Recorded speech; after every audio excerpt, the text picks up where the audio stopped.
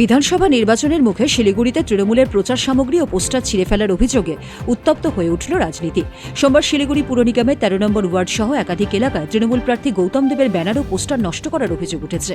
এই ঘটনার প্রতিবাদে এদিন শিলিগুড়ির কাছারি রোডে গান্ধী মূর্তি পাদদেশে প্রতীকী অবস্থান বিক্ষোভে বসেন গৌতম দেব। তাঁর দাবি, বিজেপি পরিকল্পিতভাবে বহিরাগতদের এনে এই কাজ করাচ্ছে। ঘটনার গুরুত্ব বিচার করে ইতিমধ্যে নির্বাচন কমিশনকে বিষয়টি জানানো হয়েছে। গণতান্ত্রিক পদ্ধতিতে প্রচারের অধিকার রক্ষার দাবিতে এই ধর্ণা কর্মসূচি পালন করেন তিনি।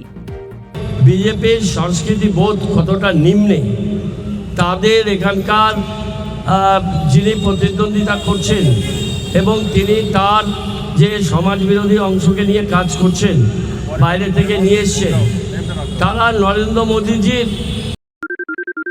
সোনাক্ষী, মশলা কোথায়?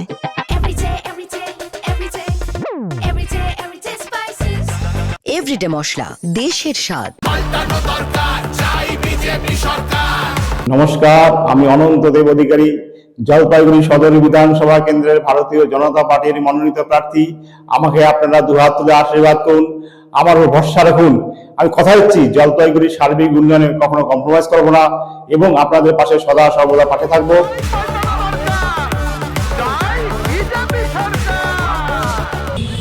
পুরো একটা ফ্লেক্স সেখানে আমার মুখের উপরে বসিয়ে দিয়েছে, আর আমার 50% প্রচারপত্র, আমার ব্যানার, ফ্ল্যাগ, ফেস্টুন খুলে নিয়েছে, আর গেরুয়া রঙে শিলিগুড়িকে রাঙিয়েছে একটা ওম চিহ্ন দিয়ে। ওম একটা ধর্মের ব্যাপার, সেটাকে নির্বাচনের সময় বিজেপি সরকারি রাস্তায় সরকারি সম্পত্তিতে ব্যবহার করছে এবং রাস্তা ক্রস করে তারা বিভিন্ন জায়গাতে লাগিয়ে দিয়েছে।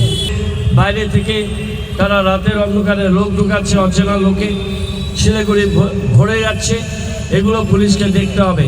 আই কার্ড ছাড়া রাত্রেবেলায় এখানে থাকা, সেগুলো দেখতে হবে যে কোনো কাজের জন্য এসছে নাকি এরা এই সংগঠিত ক্রাইম করার জন্য শিলিগুড়িতে আসছে।